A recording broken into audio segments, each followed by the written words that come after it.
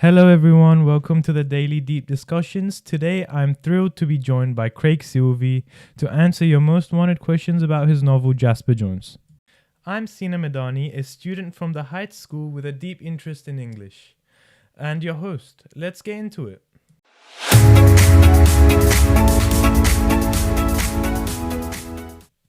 Great question. I believe Jeffrey's interest in cricket serves as both a challenge and a representation of traditional notions of masculinity within Corrigan. Cricket is a sport with a great deal of history in Australian culture and is frequently linked with traditional masculine beliefs of competitiveness and physical strength. Jeffrey's passion for cricket aligns with these norms, allowing him to take part in a key component of Australian masculinity during the 1960s. To show this, I used dog waters as a symbol of hope for Jeffrey, representing his desire to be valued in a society that often discriminates him due to his Vietnamese background. I used this technique to show how 1960s Australian society pushed younger men towards traditional masculinity, often neglecting their own capabilities like Charlie's intelligence and Jeffrey's Vietnamese heritage. Furthermore, I applied descriptive imagery of Trent's masculine appearance, who is mentioned as having the largest shoulders, to strongly juxtapose with Jeffrey's physical appearance of being a nerd who loves to read books. Trent's muscular physique and loud attributes similar to Dog Walters represents conventional masculine attributes during the 1960s, whereas Jeffrey's small size and his interest in books challenged these expectations.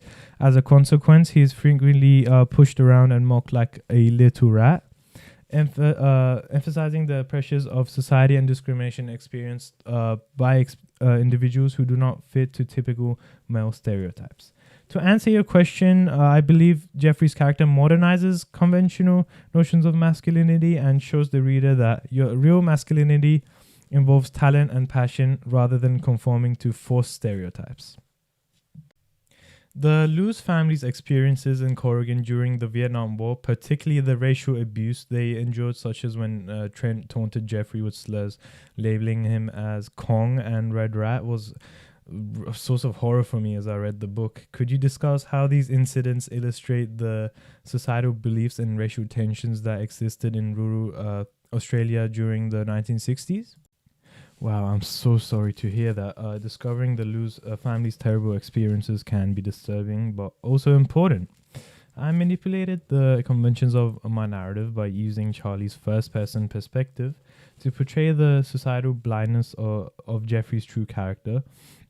I employed dialogue in Charlie's reflection on Jeffrey as the bravest person he knows, to highlight how Jeffrey's acts of courage remains unnoticed in response to the racial biases that distort the community's judgment. I try to evoke empathy within my audience by recommending them to remove their prejudices about others and recognize the value they bring to society, regardless of their race. Through alliteration, I describe Anne Lu's garden as a barren bed of soil to illustrate how individuals in rural towns like Corrigan would make life miserable for outsiders as a result of jealousy. Hence, I want my readers to recognize and honor people for their hard work, rather than discriminating against them because of just accomplishment. Furthermore, I implemented the simile of Jeffrey's parents clawing like an angry cat to prevent Harry having them firm. Through this, I reinforced the Lu family's desperation as they band together against the townspeople who want to make them scapegoats, since they are seen as a threat in a country with many of its young men at war in Vietnam. Ultimately, by demonstrating racism as a harmful tool, I hope to educate readers to establish a more welcoming and peaceful society.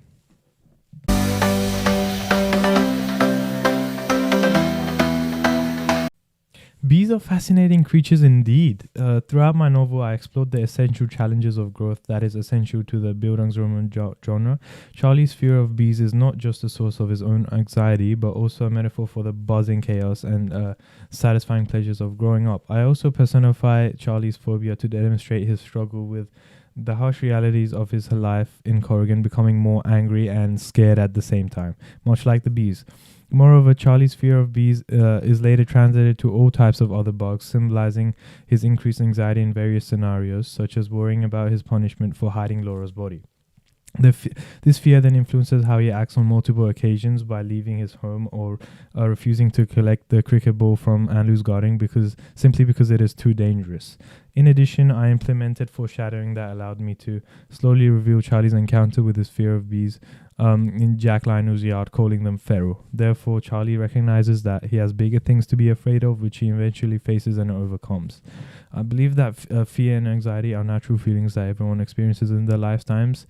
Hence, by preserving fear and anxiety as universal experiences, I aim to inspire readers to acknowledge their own fears and courageously confront them. Thanks for tuning into the Daily Deep Discussions. A big thank you to Craig Silvey for joining us today and sharing his insights. If you enjoyed our talk, don't forget to subscribe for more deep dives into fascinating topics. I'm Sina Madani, signing off for next time. Keep exploring, keep questioning, and always keep listening.